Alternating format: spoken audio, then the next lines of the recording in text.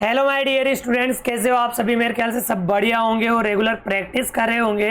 तो आज अपना ये सेकंड डे रहने वाला है प्रैक्टिस का, और रेगुलर ये क्लास चलेगी अपनी।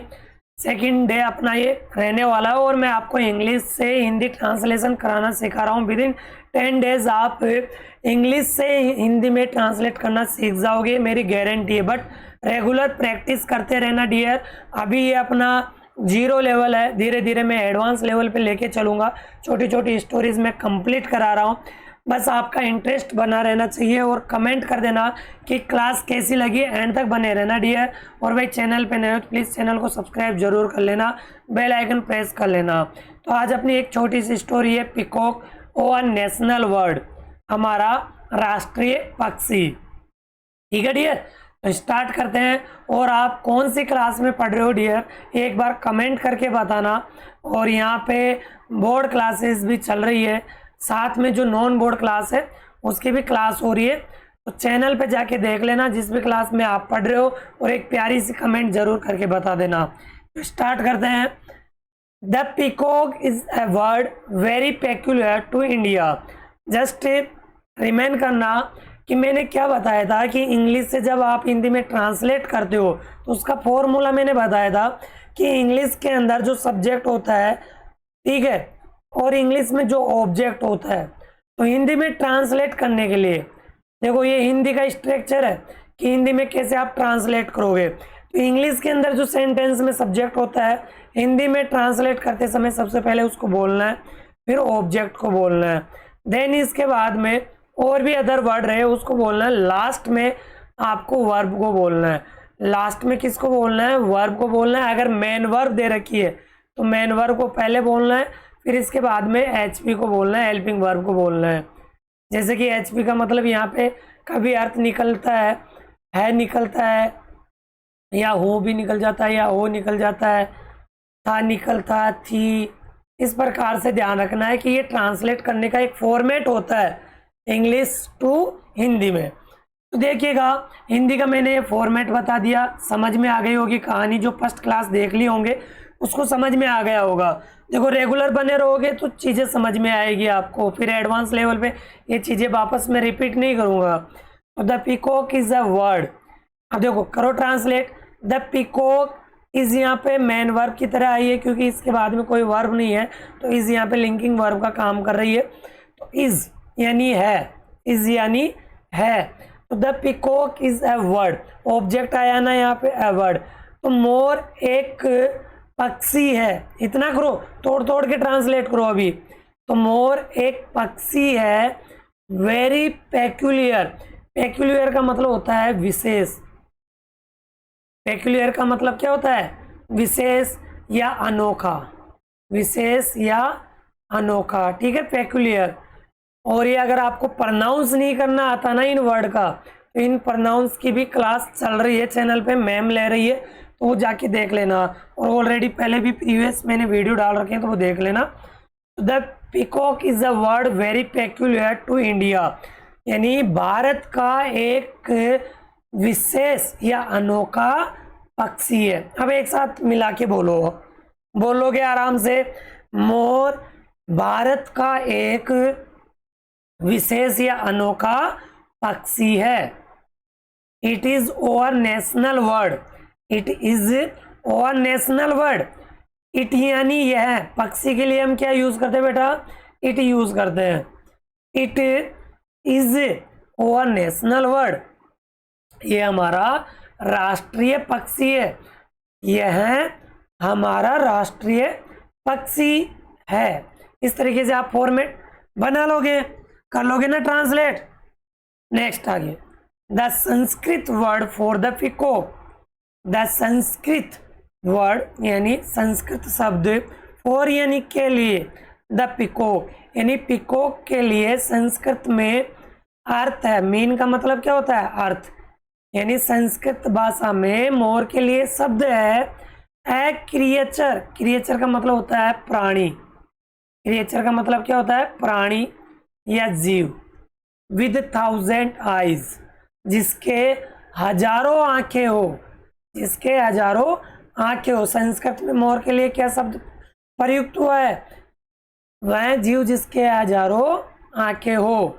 इट, जैसे कि इसके फीदर्स होते हैं ना, इनके ऊपर ये आइज बनी हुई होती है। क्या बनी हुई थी डियर? इनके ऊपर आइज बनी हुई होती। देखो ये आइज बनी हुई ना, तो इनके लिए संस्कृत में वर्ड प्रयुक्त हुआ है। It has long blue neck. इसके देखो, अब इट का मतलब यहाँ पे यह नहीं निकल के इसका निकल गया, तो अकॉर्डिंग टू साइंस वो मैंने इंडेक्स बताई थी आपको। इट हैज, वो हैज का मतलब क्या होता है? पास में होना। हैज का मतलब क्या होता है? पास में होना। जब इसके बाद में मैन वर्ब नहीं होना, जब इसके बाद में मैन वर्ब गिवन नहीं हो, केवल हैज हैव हैड दे रखा हो, तो इसका मतलब होता है पास होना। जैसे कि I have a car, I have a pen, इस तरीके से। तो it has long blue neck. इसके एक नीली गर्दन होती है। लॉन्ग यानी लंबी, ब्लू यानी नीली, नेक यानी गर्दन। इसके एक नीली लंबी गर्दन होती है। देखो ये रही इसकी गर्दन, ठीक है। Fan सेप्ड crest. क्रेस्ट का मतलब होता है सीकर। क्रेस्ट का मतलब क्या होता है? सीकर बोल दो, ताज बोल दो। कभी आपने मोर के देखा होगा कि इसकी गर्दन के ऊपर जो इसका हेड होता है, तो यहाँ पे एक सीकर बना हुआ रहता है। तो फैन सेप्ड क्रेस्ट है। फैन सेप्ड यानी पंखे की आकृति। फैन सेप्ड का मतलब क्या होता है? पंखे की आकृति। पंखे की आकृति का सीकर होता है। And the gorgeous, gorgeous, sorry, gorgeous. Gorgeous का मतलब क्या होता है? जानते होंगे, टेल ऑफ फीदर। ग्रोजियस का मतलब होता है यहाँ पे भव्य या शानदार। गोर्जियस का मतलब क्या होता है? भव्य या शानदार। नोट कर लेना इनको। पीडीएफ आपको टेलीग्राम चैनल के ऊपर देखने को मिल जाएगी, जिसका लिंक मैं डिस्क्रिप्शन में दे दिया हूँ, वीडियो के डिस्क्रिप्शन में है। तो ये पीडीएफ डाउनलोड कर लेना और बार बार प्रैक्टिस करना। तो the gorgeous tail of feathers. Feathers यानी पंख। तो पंखों की एक शानदार पूंछ होती है। किसकी पूंछ होती है? पंखों की शानदार पूंछ होती है। टेल यानी पूंछ। देखो एक टेल ये होता है, टेल, ठीक है। टेल यानी कहना, टेल यानी कहना या बताना। एक TALL होता है। इसका मतलब होता है लंबा या बड़ा, जिसको हम बोलते हैं टॉल। ये टेल नहीं होता, टॉल बोलता है, ठीक है। और एक टॉल ये होता है, ठीक है। तो आई होप यहाँ तक समझ में आ गया होगा। तो ये टेल का मतलब होता है पूंछ। आगे, it is the most beautiful among all the words. It is the most beautiful among all the words, यानी सभी पक्षियों के बीच में एक शानदार पक्षी होता है। सभी पक्षियों के बीच में एक शानदार पक्षी होता है। अमंग यानी बीच में, अमंग यानी बीच में, ठीक है। डन है यहां तक?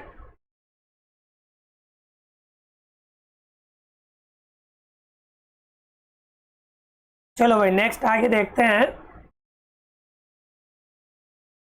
आगे है ईच फीदर एंड्स इन है हाफ मून और an eyes, sorry eye. Each feather यानी प्रत्येक पंखे। अब सभी बच्चे जानते होंगे कि ईच के साथ में सिंगुलर नाउन आता है। कौन सा नाउन आता है डियर? सिंगुलर नाउन आता है, सिंगुलरी वर्ब आती। अभी यहाँ पे एंड वर्ब है। एंड यानी अंत करना, यानी अंत होना। तो यहाँ पे each feather ends in half moon, यानी प्रत्येक पंखे अंत में एक हाफ मून होता है, अर्ध चंद्र होता है, आधा चांद होता है। देखा होगा आपने पंख में। और एन आई, और एक आंख भी होती है। बचपन में आपने किया होगा कि जो मोर के पंख होते हैं उनको कलेक्ट कर लेते होंगे, फिर उनसे बेच के आइसक्रीम खाते होंगे या कुछ चीज़ें ले लेते होंगे। तो अभी जस्ट यहाँ पे संस्कृत में क्या वर्ड प्रयुक्त हुआ था? आई, या आप मून हम बोल सकते हैं इसको। The tail when raised spreads like a fan. Like का मतलब तुलना करने के लिए आता है, यानी तरह बोलते हैं इसको, पसंद करना नहीं है अभी यहाँ पे, यानी पंखे की तरह। तो द टेल व्हेन रेज्ड, जब पूंछ को उठाया जाता है, रेज्ड किया जाता है यानी उठाया जाता है। जैसे मोर अपने पंख को ऐसे फैलाता है ना, जैसे बारिश का मौसम हो या वो डांस कर रहा हो। स्प्रेड्स यानी फैलाना, स्प्रेड्स यानी फैलाना। लाइक अ फैन, जब वो स्प्रेड करता है तो पंखे की तरह लगता है। It sets it tail once every year. देखो सेट्स का मतलब छप्पर भी होता है ना, लेकिन इसका यहाँ पे अर्थ अलग है। सेट्स का मतलब है गिराना, सेट्स का मतलब यहाँ पे है गिराना। तो इट इज सेट्स यानी यह गिराता है। इट सिंगुलर नाउन है तो सिंगुलर नाउन के साथ में सिंगुलर वर्ब आई है। इट्स टेल यानी अपनी पूंछ में से, वंस एवरी ईयर यानी प्रत्येक साल अपनी पूंछ को गिराता है, यानी पूरे पंख गिरा देता है। एंड ग्रोज न्यू वन, और फिर नए पंख उगाता है। ग्रोज का मतलब होता है उगाना, और साल इसके न्यू पंख उगाते हैं।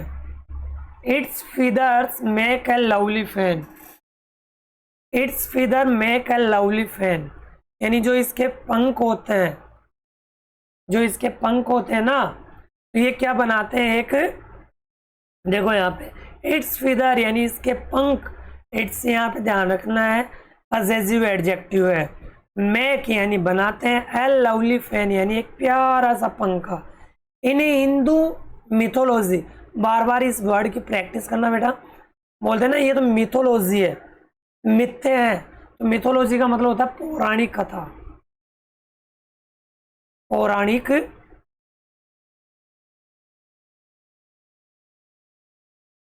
पौराणिक कथा, ठीक है। तो ये एक पौराणिक कथा है, मिथोलॉजी है हिंदू धर्म में, कि Krishna puts A peacock feather in his coronet. Coronet का मतलब होता है मुकुट, यानी जो मुकुट था उसके अंदर एक मोर पंख रखा करता था। कृष्णा पुट्स यानी पुट्स यानी देखो रखना भी होता है, लगाना भी होता है।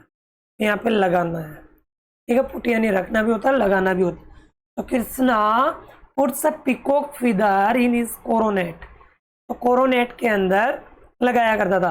तो मुझे यहाँ पे बताओगे, देखो एक होता है विंग्स और एक होता है यहाँ पे फीदर, इन दोनों में अंतर क्या है ये आप मुझे कमेंट करके बताओगे। विंग और फीदर में क्या डिफरेंस होता है।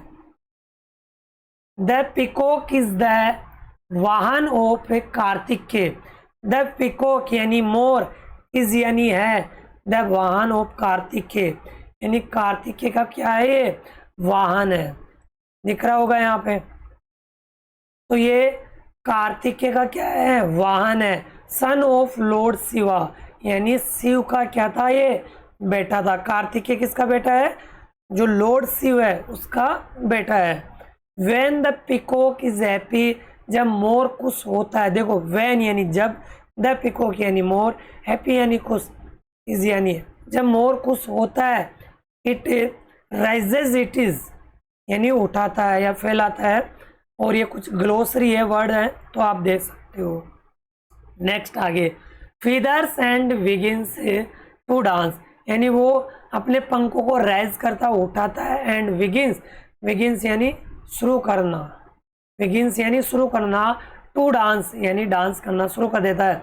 और जस्ट मैंने बताया था कि जब टू वर्ब दे रखी हो आपको, दो वर्ब दे रखी हो ना आपको, तो हिंदी ट्रांसलेट में हम क्या करते हैं, जो फर्स्ट वर्ब है और इधर सेकंड वर्ब है, यानी टू से दो वर्ब जुड़ी हुई हो, तो हिंदी ट्रांसलेशन में सेकंड वर्ब को पहले बोलते हैं और फर्स्ट वाली को बाद में बोलते हैं। तो नृत्य करना शुरू कर देता है। Then its look very lovely, तब इसका जो लुक है ना वो बहुत अच्छा लगता है। Its tail feather are about 6 feet long.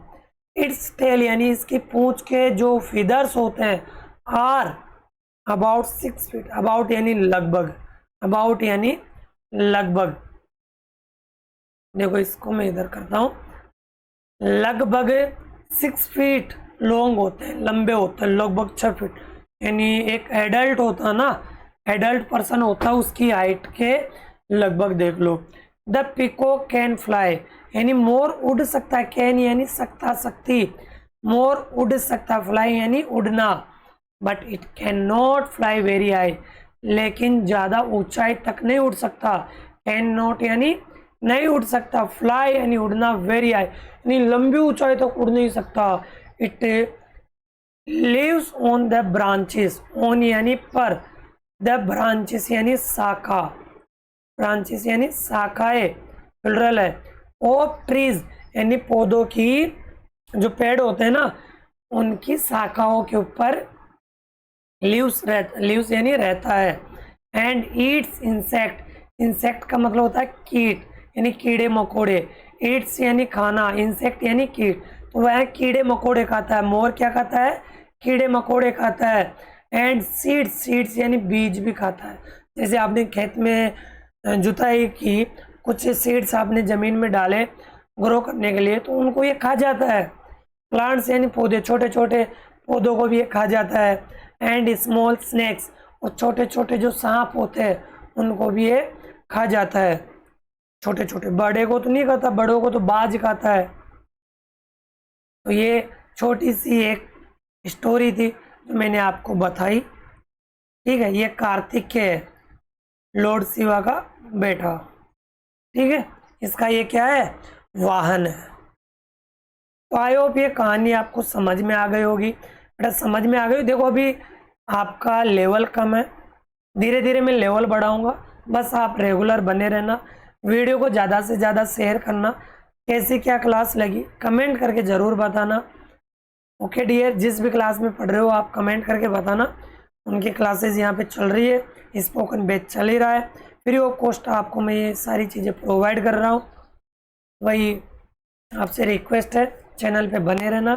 Next video मिलते हैं, तब तक के लिए बाय बाय, टेक केयर।